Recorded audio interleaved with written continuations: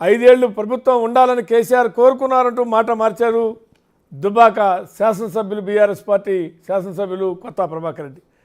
నిన్న ఆయన ఒక సందర్భంలో మాట్లాడుతూ ప్రభుత్వం పడిపోవాలని రియల్ ఎస్టేట్ వ్యాపారులు, బిల్డర్స్ అనుకుంటున్నారు, అందుకు అవసరమైతే ఆర్థిక సహాయం చేస్తాం, ఎమ్మెల్యేలని, కాంగ్రెస్ పార్టీ ఎమ్మెల్యేలని పార్టీ ఫిరాయించేనే ప్రభుత్వాన్ని మార్చాలని అంటున్నారు అంటూ చేసిన వ్యాఖ్యలు వివాదాస్పదమైనవి. మేము గత నుంచే చెబుతూ వస్తున్నాం, మా ప్రభుత్వాన్ని కూల్చే కుట్రలు జరుగుతున్నాయని ప్రారంభంలోనే చెప్పాం, అది నిజమని కొత్త ప్రభాకర్ రెడ్డి వ్యాఖ్యానించాడు. ఇది కొత్త ప్రభాకర్ రెడ్డి మాట్లాడిన మాటలు కాదు, దీని వెనకాల కేసీఆర్ ఉన్నారంటూ కాంగ్రెస్ పార్టీకి చెందినటువంటి నాయకులు, అటు ఆది శ్రీనివాసరావు విప్పు, ఇటు మంత్రి పొన్నం ప్రభాకరు, కొండా సురేఖ్తో పాటుగా ఎమ్మెల్సీ అద్దంకి దయాకర్ అందరూ ఒక్కసారిగా ఈవెన్ బట్టి కూడా డిప్యూటీ సీఎం కూడా రియాక్ట్ అయ్యారు. దీంతో పరిణామాలను గమనించిన కొత్త ప్రభాకర్ రెడ్డి నా ఉద్దేశం అది కాదు అంటూ ఒక సందర్భంలో నేను చెప్పిన మాటలకు కట్టుబడి ఉన్నానంటూ మరో సందర్భంలో కామెంట్ చేయడంతో ఇది చిలికి చిలికి గాలివానగా మారింది. మరి ఏ రకంగా టర్న్ తీసుకుంటాం చూద్దాం, డిబేట్లోకి వెళ్దాం. అంతకన్నా ముందు వివరాలు ఒకసారి చూద్దాం.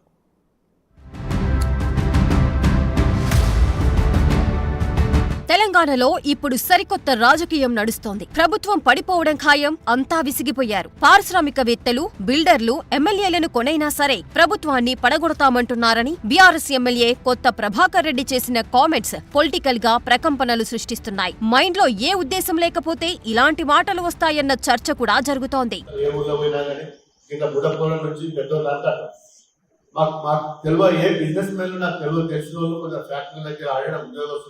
అన్న మాత్రం కూడా చూడు రాదని ఎందుకు రాబోయే అమ్మ ఈ గవర్నమెంట్ వశపొందలేదు, వడగొట్టులేదు, దండం పెట్టడం, పైసలు ఇస్తాం, మీకు వస్తూ పైసలు ఇస్తాం, కొనుండి అవసరం అప్పుడు ఎమ్మెల్యేలు కానీ ఉద్యోగం ఉచిత దరిద్రం ఇది దీన్ని మొత్తం కథం పట్టిదని ఎంతో మంది అంటున్నారు. బిల్డర్స్ అంటూ, ఇండస్ట్రియలిస్టులు అంటూ, మీ ఖర్చు ఎంత పెట్టుకుంటాం, ఏ ఎమ్మెల్యేలు ఏం చేసుకుంటారో మీరు చేసుకోండి అనే కార్డు వచ్చిందంటే మీరు అర్థం చేసుకోవాలి.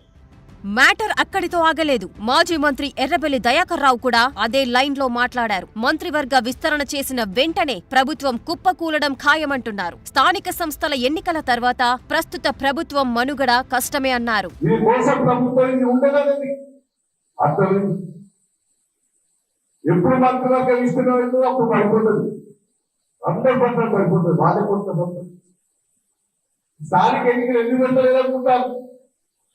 సర్వే చేస్తే ఒక 17 కన్నా గెలిచే జిల్లా 30 అన్ని పోతుంది, అన్ని టీఆర్ఎస్ వస్తారు.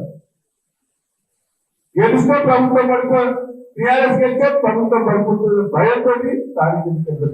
ఇప్పుడు ఎమ్మెల్సీ కవిత వంతు. బీఆర్ఎస్ నేతలను, కార్యకర్తలను సతాయించిన అధికారులు, కాంగ్రెస్ ప్రజాప్రతినిధుల పేర్లు పింక్ బుక్కులో రాసుకుంటున్నామని అధికారంలోకి వచ్చాక అందరిపై రివెంజ్ ఖాయమంటున్నారు. అక్క ఫోన్లు చేసి బెదిరిస్తున్నారని చెప్పి అన్న జుబేరన్న ధైర్యంగా ఉండు, ఎవరెవరు బెదిరిస్తున్నారో వాళ్ళ పేర్లు బరాబర్ పింక్ బుక్ లో రాస్తాం, ఇడిచిపెట్టేదైతే ఉండదు, అందులో ఏమీ ఆలోచించదు.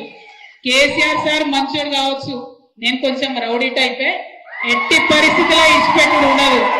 ఇక్కడికి బాన్స్వాడలో మిమ్మల్ని సతాయించి మిమ్మల్ని పోలీస్ స్టేషన్ కి ఈడ్చినటువంటి ఏ ఒక్కరిని కూడా నేను మాత్రం క్షమించే అవకాశమే ఉండదు. సో ఏ రకంగా తీసుకున్నా అధికారంలో ఉన్న కాంగ్రెస్ ప్రభుత్వానికి ధమ్కీలు ఎక్కువవుతున్నాయి. ప్రభుత్వం ఏర్పడ్డ కొద్ది రోజుల్లోనే కూలిపోవడం ఖాయమని పదే పదే అన్నారు. ఇప్పుడు కొంత గ్యాప్ ఇచ్చి మళ్లీ మొదలు పెట్టడంతో కాంగ్రెస్ నేతలు గరంగరమవుతున్నారు. కేసీఆర్ తన వ్యాఖ్యలనే తన ఆత్మ కొత్త ప్రభాకర్ రెడ్డితో మాట్లాడించారని పొంగులేటి ఫైర్ అయితే కుట్రకోణాలపై విచారణ చేయిస్తామని విప్ ఆది శ్రీనివాస్ అంటున్నారు. బీజేపీ, బీఆర్ఎస్ కలిసే గేమ్ నడిపిస్తున్నాయని అద్దంకి గరమయ్యారు.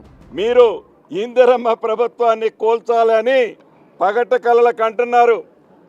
కొనండి, ఎంతమందిని కొంటారో మీరు, ఎంతమందిని మీరు బజారులో పశువులను కొన్నట్టు కొనాలని తాపత్రయంగా మీ నాయకుడు ఆదేశానుసారం కేసీఆర్ గారి ఆత్మ మాట్లాడిందో తప్పకుండా ప్రజలు గతంలో 2 సార్లు బుద్ధి చెప్పారు.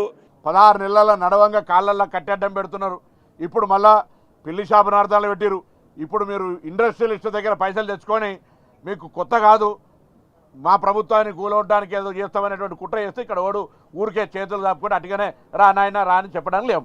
10 ఏళ్ళు యథేచ్ఛగా దోచుకున్నారు. దాంట్లో ఇలాంటి కొత్త ప్రభాకర్లు కూడా అవకాశాలు వచ్చినాయి. ఆ దోపిడీ నుంచి ఇలా బయటపడుతున్నారు కాబట్టి అక్కస్తో మా ప్రభుత్వం మీద విమర్శలు చేస్తూ ఉన్నారు.